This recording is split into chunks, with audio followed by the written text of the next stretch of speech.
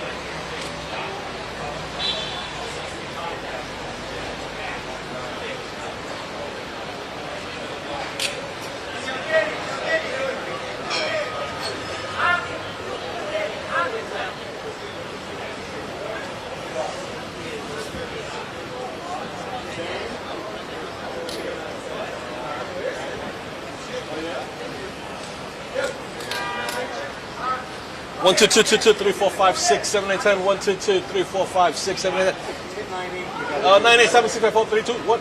It ain't happening. After lunch is what I'm here right now. Again, this is what everyone's saying after lunch. I'm here after lunch.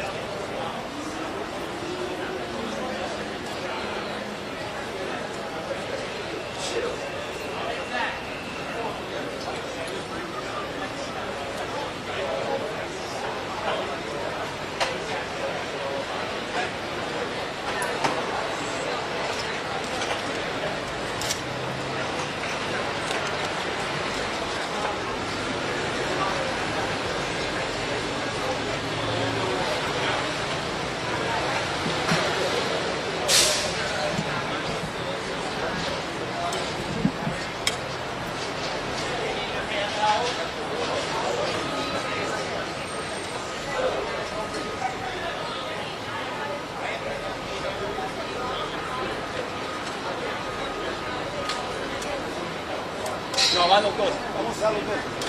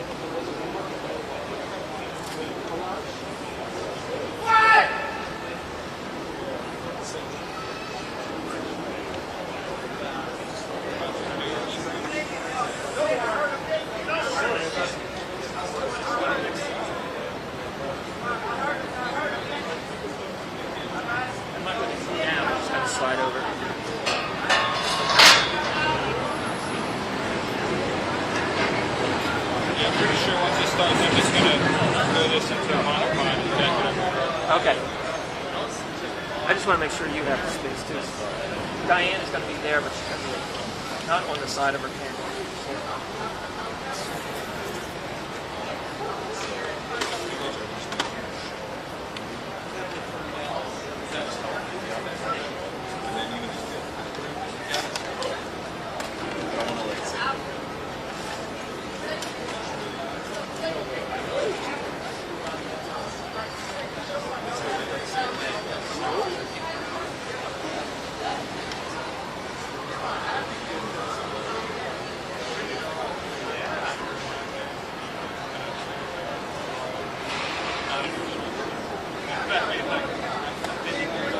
I'll see you right here.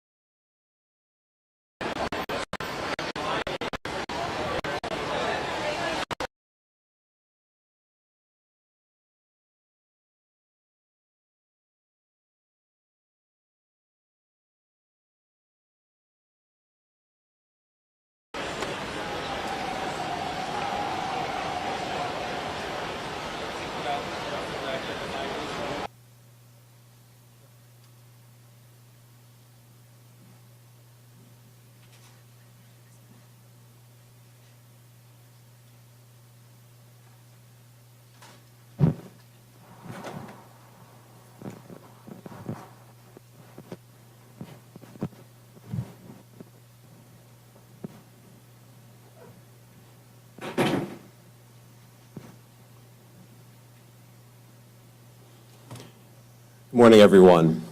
My name is Damian Williams, and I'm the U.S. Attorney here in the Southern District of New York. Today, I'm announcing the unsealing of a 3-count indictment, charging Sean Combs with racketeering conspiracy, sex trafficking, interstate transportation for prostitution. The indictment alleges that between at least 2008 and the present, Combs abused, threatened, and coerced victims to fulfill his sexual desires, protect his reputation, and conceal his conduct. As alleged in the indictment, to carry out this conduct, Sean Combs led and participated in a racketeering conspiracy that used the business empire he controlled to carry out criminal activity, including sex trafficking, forced labor, kidnapping, arson, bribery, and the obstruction of justice. Let me say a little bit more about the charges. The indictment alleges that Combs abused and exploited women and other people for years, and in a variety of ways. As alleged, Combs used force, threats of force, and coercion to cause victims to engage in extended sexual performances with male commercial sex workers, some of whom he transported or caused to be transported over state lines. Combs allegedly planned and controlled the sex performances, which he called freak-offs, and he often electronically recorded them. The freak-offs sometimes lasted days at a time, involved multiple commercial sex workers, and often involved a variety of narcotics, such as ketamine, ecstasy, and GHB, which Combs distributed to the victims to keep them obedient and compliant. As alleged, when Combs didn't get his way, he was violent, and he subjected victims to physical, emotional, and verbal abuse so that they would participate in the freak-offs, and that Combs hit, kicked, threw objects at, and dragged victims, at times by their hair. On one occasion in March of 2016, that conduct was captured on video and later reported in the media. Specifically, Combs kicked, dragged, and threw a vase at a victim in a Los Angeles hotel when the victim was attempting to flee. As alleged, these assaults often resulted in injuries to the victims, which took days or weeks to heal. In addition to the violence, the indictment alleges that Combs threatened and coerced victims to get them to participate in the freak-offs. He used the embarrassing and sensitive recordings he made of the freak-offs as collateral against the victims.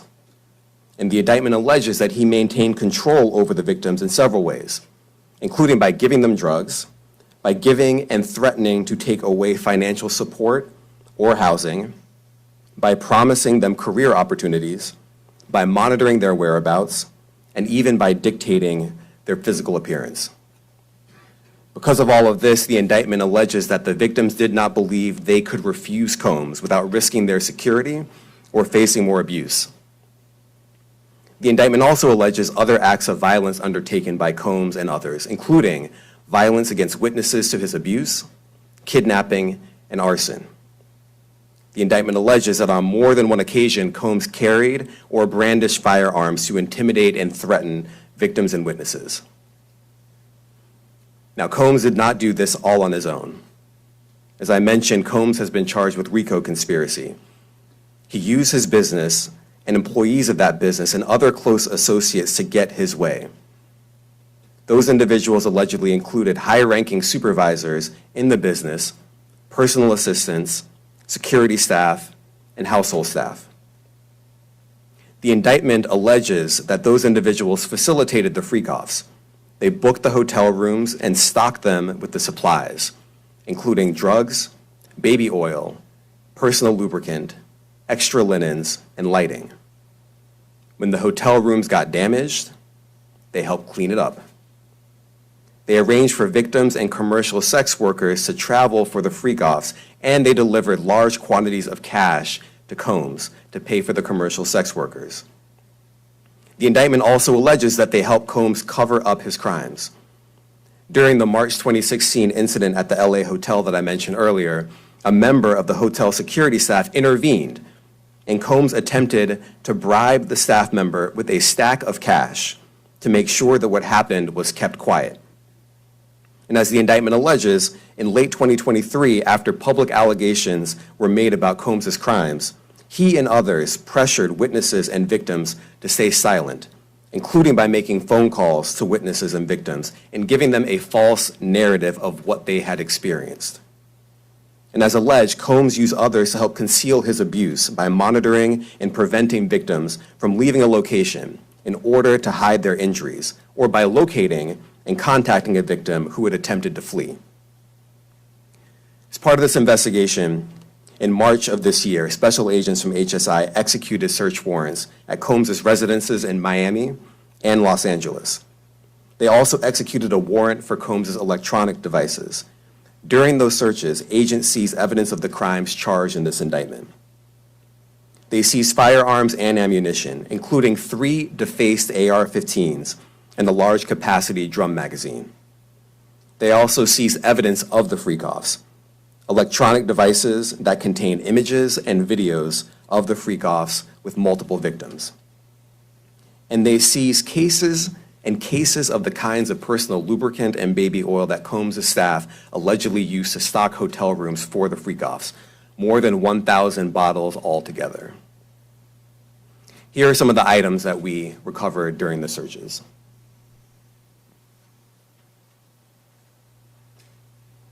As you can see here, this is a drum magazine, large capacity, and it contains, I believe, 59 rounds. I mentioned as well, we recovered 3 AR-15s. This is a close-up shot of one of the AR-15s, and you can see right here, the serial number has been thoroughly defaced. Another picture of more ammunition and parts of 2 AR-15s right there. Now, I want to be clear about 2 things. First, this office is determined to investigate and prosecute anyone who engages in sex trafficking, no matter how powerful or wealthy or famous you may be. No one should doubt our commitment on that. A year ago, Sean Combs stood in Times Square and was handed a key to New York City. Today, he's been indicted and will face justice in the Southern District of New York. Second, we are not done. This investigation is ongoing, and I encourage anyone with information about this case to come forward and to do it quickly. Anyone with information can call 1-877-4HSI-TIP. I want to express my deep appreciation for the victims and witnesses who have used their voices and helped bring this criminal conduct to light. We would not be here without them. I also want to thank the dedicated case agents on the HSI Trafficking in Person Squad in New York. They have been with us since day one and have worked tirelessly on this investigation. They will continue to be invaluable partners to us. I also want to thank the incredible agents and analysts from SCNY who have also provided tremendous assistance on this case. I'm deeply grateful for their continued work. And finally, I want to thank the outstanding career prosecutors from SCNY who are handling this case. Meredith Foster, Emily Johnson, Chrissy Slavic, Madison Smizer, and Mitzi Steiner, and their supervisors, Jamie Backleapter and Jacqueline Kelly. They are members of the Civil Rights Unit in our criminal division. We created the Civil Rights Unit when I became U.S. Attorney. I'm deeply proud of their work on this and so many other cases. I'll now take some questions. Aaron Katursky, ABC. Thanks, Nick. Damian, thanks. The indictment describes aggressive, open, violent, hedonistic abuse that you say was recurrent and widely known. Why did it take law enforcement so long to intervene? How many women were victimized by Sean Combs, and how many others were involved? Look, our investigation is ongoing. We are committed to bringing justice to everyone who's been victimized by the defendant. I can't tell you why it took so long. I think the better focus is on the fact that we are here today. And we are committed to making sure that justice is done. Next question. Thank you. Julia Ainsley, NBC. Thank you for doing this. You said we are not done and that Combs did not do this alone.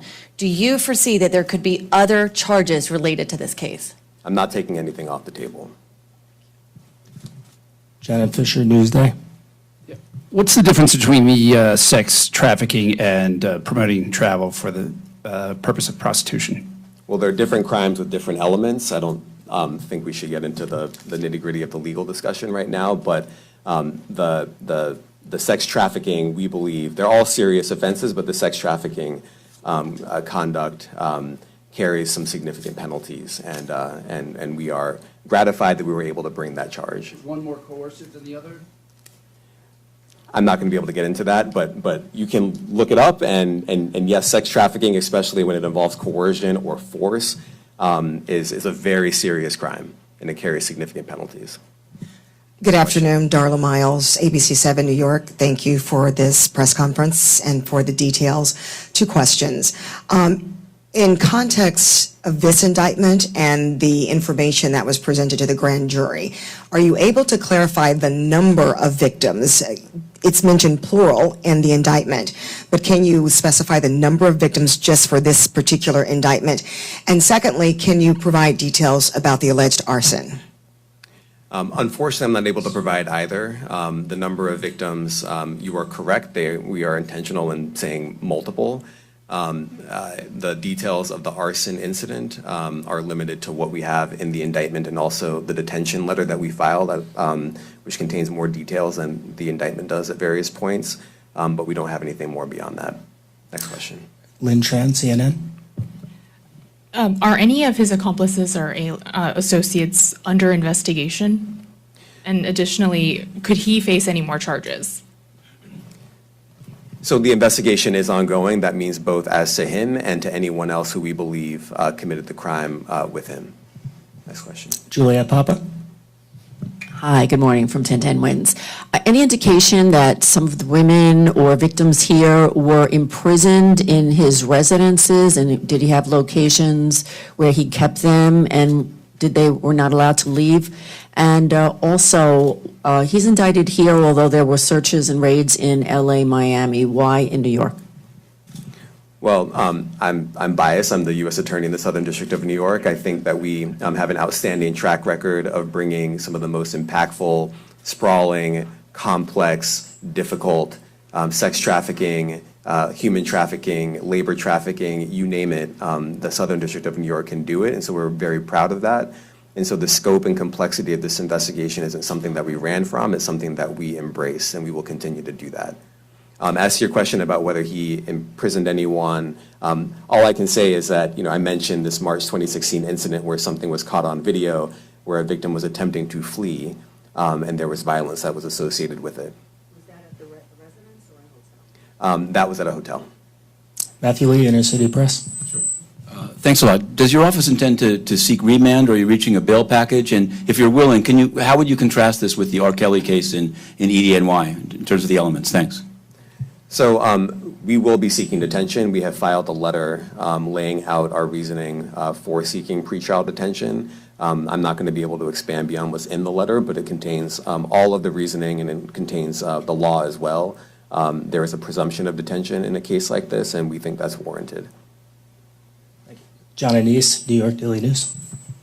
Thank you. I was hoping to get some more detail about the searches of his residence, the guns, the cases of lubricant, and the videos. Where were they found amongst his residence? Were they all scattered around the houses in one place? I kind of wanted to just get a better picture of how that stuff was found. Well, look, I think that some of the details that you're seeking are in the detention letter. So, for instance, some of the AR-15s, 2 of the 3 defaced AR-15s were found in his bedroom closet in Miami, broken down into parts along with magazines with ammunition loaded in them. So some of that detail is in the detention letter. Beyond that, I'm not going to be able to get into where other items were stored. Ben Kochman, Post. Hey, thanks for doing this. Your office was the office that had been prosecuting Jeffrey Epstein before he died in custody. I have not read your detention memo yet. It's the first thing I'm going to do after this ends. But does the memo address, or is your office concerned with with Combs' safety in custody, given what happened with Epstein? So we are concerned with anyone's safety whenever they are detained prior to trial. It's part of our obligations to keep people safe as well. It's part of the criminal justice system. So, but I do not draw any sort of connection between Jeffrey Epstein's suicide and what may or may not happen to any other defendant while they are detained pre-trial. And of course, the decision whether to detain the defendant will be up to a judge. Our position is that pretrial detention is warranted under the law and based on the facts of this case, and I'll leave it at that. Are some of the prosecutors on this case some of the same prosecutors that had been handling that or that worked on the Maxwell case? So I'm not going to get into the staffing. I will say that this team, this group of AUSAs, this incredible group has been working on this case around the clock, and they've had their hands full. Next question. Gus Rosendale, NBC News.